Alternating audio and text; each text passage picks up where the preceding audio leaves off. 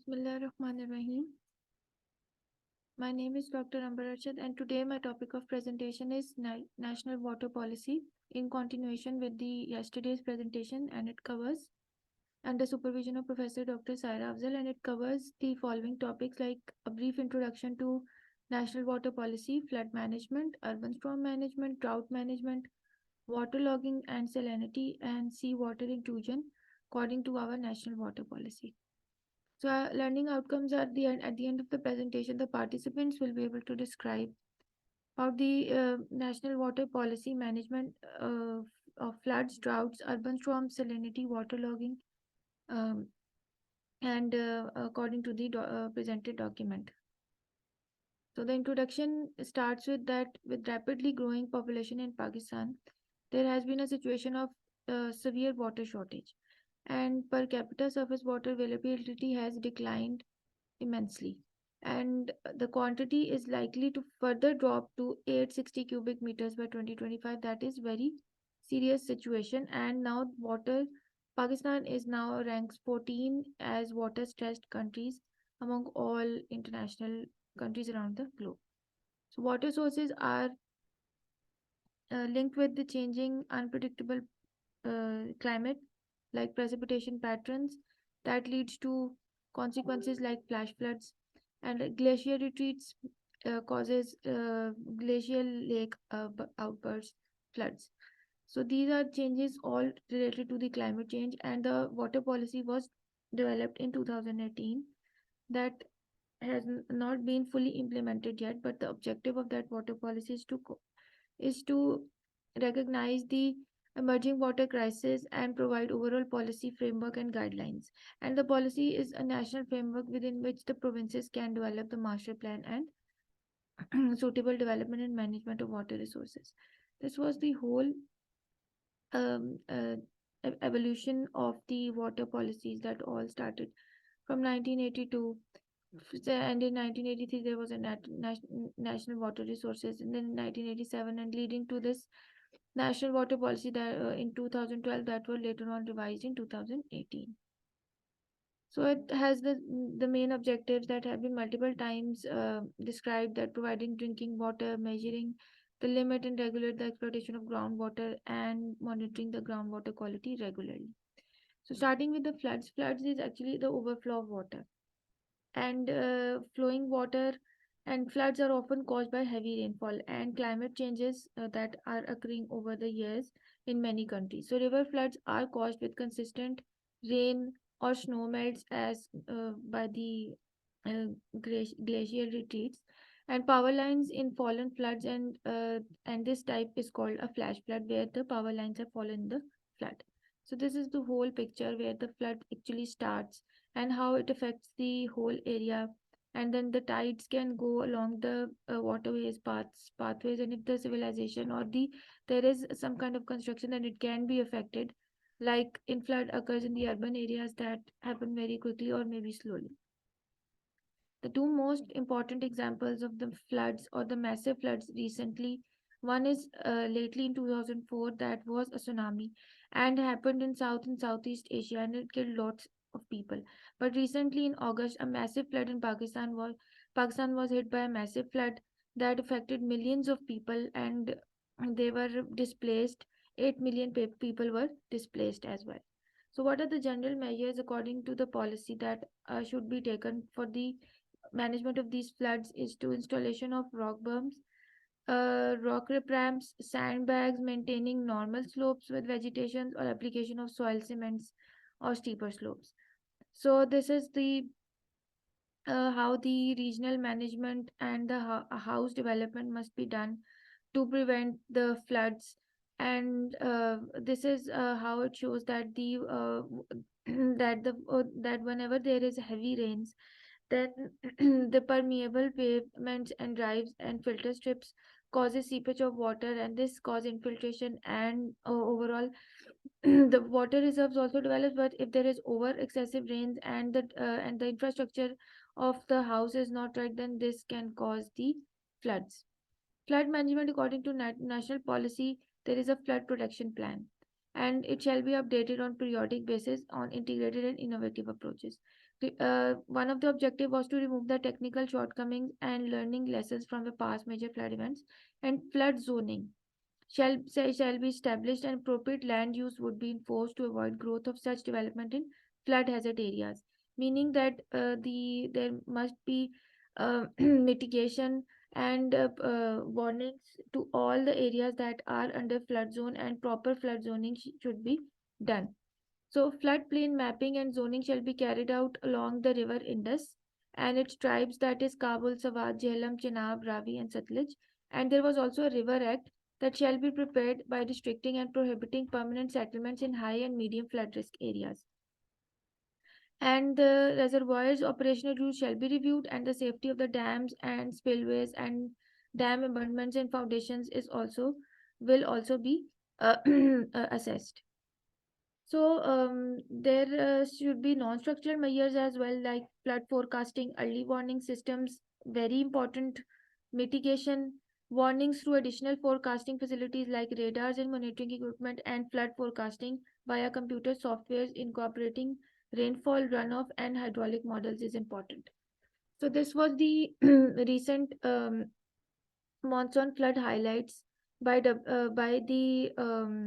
OSHA, and it was based on the national United Nations satellite imagery, and it showed that Sindh province was highly affected, and the National Disaster Management has prepared a national con- contingency plan. And as the 15th December 2022, 262 million or 2.1% of the US 8.1 million has been received under revised flood revision plans. And the most affected areas were the province Sindh, that has Ghotki and Nawab, Chathatta, and other areas. This was also the map showing how the flood affected most of the areas in Khyber Pakhtunkhwa, Peshawar, and this was the monsoon flood average, and these were the highly affected areas that were in Maroon, in Sindh, and in Quetta and Balochistan. So, how to prevent floods in Pakistan particularly? One is to develop the detection systems, prompt drain cleaning, plant more trees, and construction of dams. So, this was all by floods. Now, how to control the urban storm management under the policy? So, the storm water management means to manage surface runoff, and it can be applied in rural areas. And traditional storm water management mainly to drains high peak flows away, and this controls the this urban storm system. So urbanization, since it is growing, so there is an urgent need of strong storm water drainage systems, analysis programs, urban drainage and sewage models. These are all the softwares that are available for the urban storm management detection and assessment. And there are several negative impacts towards the recent climate change and the changes in the hydrological cycles that causes these urban storms. So, green infrastructure is very important and is one of the main topics that has widely been discussed. And this green infrastructure has a role to improve the life standards as water filtration and flood controls. And pollutants entering surface waters during precipitations are given the term polluted runoff. So, this also covered by this green infrastructure. So this is whole the healthy ecosystems that needs clean water. Storm sewers carries rain and pollutants directly into the lakes and rivers, and we want to clean and our cities and water. So what can you do to reduce this urban runoff pollutions? According to this policy, we can have an environmentally safe household cleaners, properly store all toxic materials, take all unwanted hazardous materials and containers to the local collection sites, use pesticides, herbicides, and fertilizers that are safe and use them carefully, use a broom instead of a hose to clean up the yards, and pick up animal waste and dispose of garbage. So, urban storm management, according to national water policy, shows that drainage system of major cities shall be rehabilitated, delineation of flood plans, and capacity of WASA and other municipal level organizations will be built to deal with the planning, execution, and management. So, in cities prone to urban flooding, dedicated warning systems will be installed, and Prompt bioengineering measures like urban flooding along with structural and non-structural measures will be there. So there is a third part, that is the drought. So drought is a prolonged dry period due to the natural climate cycle anywhere in the world, and slow onset disaster and last for many years, or can last up to months or years. So drought happens when there is not enough rain, and sometimes the drought takes decades to develop and they are difficult to predict. So general drought management includes the monitoring and early warning system, vulnerability and impact assessment, mitigation, preparedness and response, cultivation during the drought conditions that can cause permanent soil erosions. So being mindful the amount of water you use each day can be powerful way to prevent droughts. Turning off the faucets while use the brush and effective water management can save water and can prevent droughts. And installation of low flow plumbing fixtures all are the good ways to prevent wastewater. So how drought management according to national policy suggested? One point is to make feasible and timely countermeasures, and to modify the release of from reservoirs and other water management, and research shall aim at developing appropriate mathematical models of water conservation. So provinces shall prepare drought management plan individually, and it is necessary to investigate the feasibility of using groundwater aquifers, and cost effective technologies will be explored. Improving the irrigation systems, and flood water shall be diverted towards the dry land through the escapes. So, in drought prone areas, non water related economic activities shall be promoted, and in such areas, aquifer recharge facilities shall be there. And now the solar systems are being implemented, and the general drought management plans that includes the risk assessment, early warning systems, organizational structures, and river basin correct all are the part of this base of this drought management plan that on which the drought management what is divided in the national policy. So next is the water logging and salinity. It is the excessive use of water for crops, and non-cemented canals and a poor drainage system, and the ultimate result in water logging, the stagnant water gradually turns saline and destroys the nearby lands. So water logging represents the situation whereby the underground water comes to the surface and it gathers on the ground level and assumes the shape of streams. So, salinity is a concentration of dissolved salts in water. And the aim is to prevent the soil degradation by salivation and reclaim already salty soils. So, soil reclamation is also soil improvement, rehabilitation, redemption, and the primary man made cause of is the irrigation, and river waste and groundwater in the irrigation contains salt which remain behind in the soils, after which the water evaporates, that causes the main damage. So water logging and salinity according to national water policy, the menace of this water logging and salinity continues to persist, and a new approach is the basin wide level shall be followed for the further infrastructure development. In chronic problems, canal water allowance shall be reviewed, and the entire country shall be divided into district drainage basins and sub-basins. National surface drainage systems shall be developed through consultation among provinces, handling the saline and toxic effluents, making the province generating such effluent responsible for treating it before it flows into the general water supply. And drainage of the effluents will be used at local level so as to minimize the need for the disposal.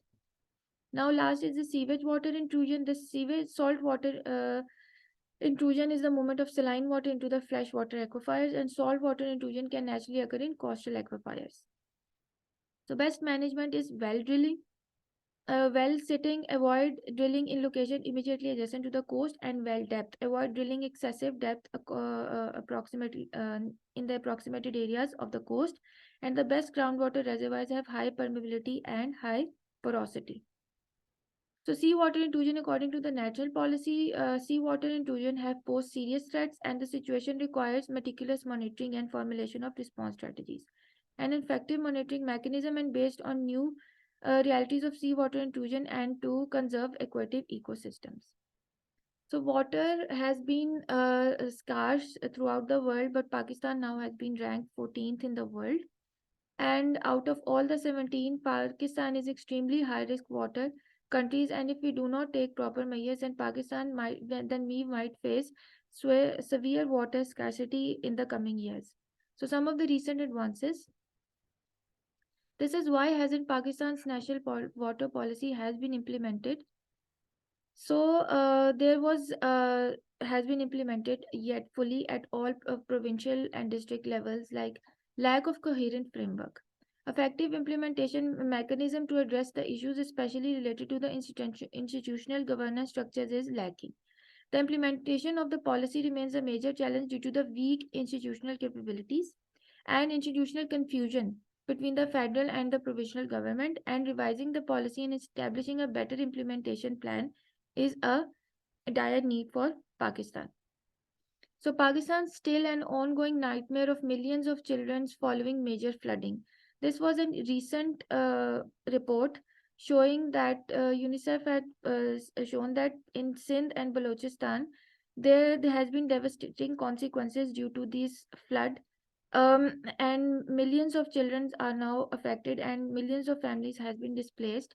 There was a SWOT analysis that was done in this article showing that use of solar system and solar panels on the tube wells and other water resources is how it is beneficial and not.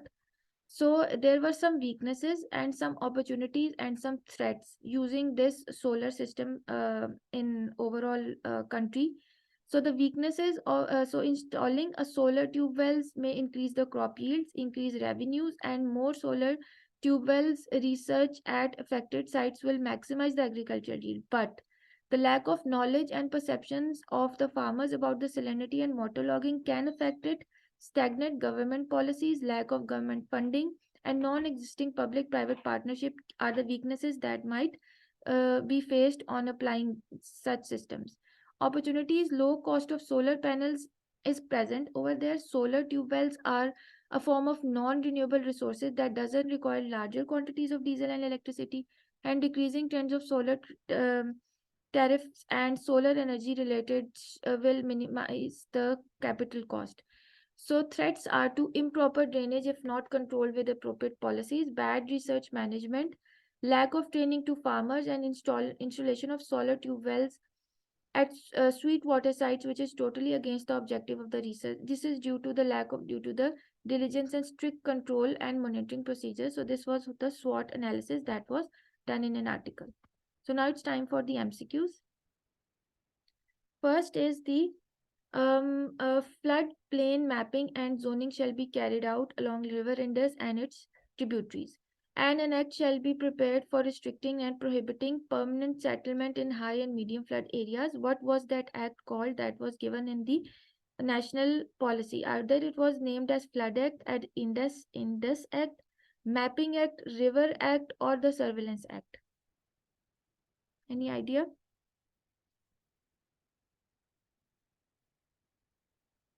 So D is the answer, that is the River Act. Second is the saltwater intrusion in the movement of saline water into freshwater aquifers. It is naturally occur in coast groundwaters owing to the hydraulic connection between groundwater and seawater. How much the Earth's water is stored in underground aquifer? About 1%, about 5%, about 10%, about 20%, about 30%.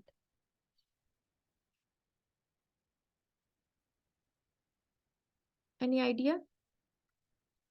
It is only about 1% of the water that is stored in an underground aquifer. So the excessive use of water for crops, non-cemented canals, and a poor drainage systems are causing waterlogging and salinity in the area. This ultimate results in waterlogging and gradually turns saline. The best groundwater reservoirs have low permeability, low porosity, low permeability, high porosity, high permeability, low porosity, high permeability, high porosity, or high permeability only. C. The answer is D, that is high permeability and high porosity. An underground boundary between the soil surface and the area where the ground saturates space between the sediments and the cracks in the rocks, and this boundary between the saturated zone and the unsaturated zone is called the water table, the aquifer, the acolyte, the porosity, or the erosion. That is A, the water table. A flood is an overflow and submerges a land is usually dry, and in sense of water flowing the world may be applied in flow of the tide. The tsunami happened 2004 that killed almost 250,000 people in Southeast Asia. That tsunami was caused by thunderstorm, heavy rainfall, earthquake, rapid snowmelt, or an avalanche.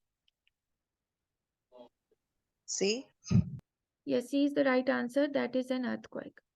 One of the negative impacts of urbanization is the congestion of stormwater drainage systems, and this situation leading to flash flood problems and water quality degradations. Pollutants entering surface water during precipitation process given as a term of contaminated runoff, polluted runoff, precipitation, water, or salinity of soil. A. E. E. Actually, it is B, that is the polluted runoff. Whenever the pollutants goes with the precipitation in an underground aquifers, then it is polluted runoff. A drought is an event of prolonged shortage in water, whether an atmospheric or a surface or groundwater. Civilization during the drought conditions can cause temporary soil erosions, permanent soil erosions, green infrastructure development, salinity of soil seepage, sewage water seepage. A. The answer is B, that is the permanent B. soil erosion. Yes, B is the right answer, that is permanent soil erosion. A drought is an event of prolonged shortage in the water supply, whether atmospheric. Which of the following is an inseparable linked to water resources and its change has a serious implication of water resources? That is the climate change, political situation of the country, policy implementation, institutional confusion, or awareness campaigns. A. Yes, the climate change has played a major role in these recent events of the various disasters that have recently, in probably last 5 to 10 years. Nine is the floods are often caused by heavy rainfall, rapid snowmelt, storm urge from the tropical cyclones and tsunamis. According to the National Water Policy, non-structural measures taken for the controls of flood are early warning systems, maintaining of normal slopes, installation of rock berms, rock rip ramps, and build small dams. The non-structural measures. It is A, the early warning. A. Yes, A is the right answer, the early warning systems. Large in cities due to urban flooding, dedicated warning systems is installed to make accurate forecasting in wake of extreme events induced by climate change. To reduce urban runoff, which of the following is not recommended? Deploy environmentally safe road cleaners, properly store all toxic materials, maximize use of pesticides, use a broom instead of hose, uh, clean for cleaning, and use only safe and approved cleaning products. Any idea? Chalo. That is C, maximum use of pesticides. A. We must minimize the use of pesticides to control this urban runoff pollution. This is the key, and this is the YouTube link for the channel where the presentations are uploaded. And thank you so much.